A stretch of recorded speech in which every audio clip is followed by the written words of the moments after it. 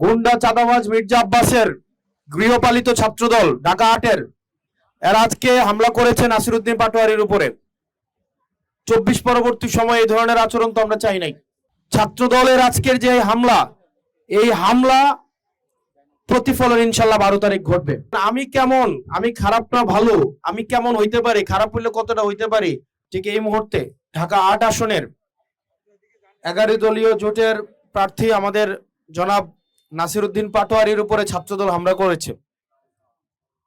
মানুষ কখন যুক্তি যেখানে থেমে যায়, যেখানে আপনার চিন্তা যেখানে থেমে যায়, যেখানে আপনি আর যুক্তির উপরে নির্ভর করেন না, তখন থেকে হচ্ছে আপনি আগ্রাসী হয়ে ওঠেন।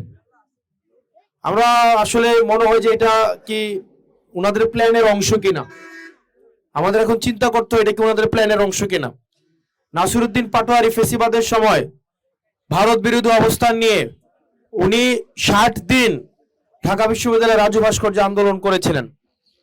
এই আন্দোলনে ওনার অবদান অনস্বীকার্য, কিন্তু আজকে আমরা দেখলাম গুন্ডা চাঁদাবাজ মির্জা আব্বাসের গৃহপালিত ছাত্রদল ঢাকা ৮-এর এরা আজকে হামলা করেছে নাসিরউদ্দিন পাটোয়ারির উপরে। ২৪ পরবর্তী সময়ে এই ধরনের আচরণ তো আমরা চাই নাই।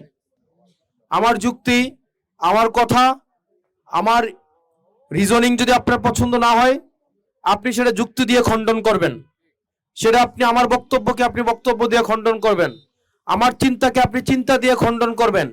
আমার চিন্তা থেকে আপনার চিন্তা যদি বেশি গ্রহণযোগ্য হয়, মানুষ গ্রহণ করবে, মানুষের উপরে ছেড়ে দিতে হবে। কিন্তু আপনাদের এই চিন্তার এই স্থূলতার কারণে ছাত্রদলের আজকের যে হামলা, এই হামলা প্রতিফলন ইনশাল্লাহ ১২ তারিখ ঘটবে।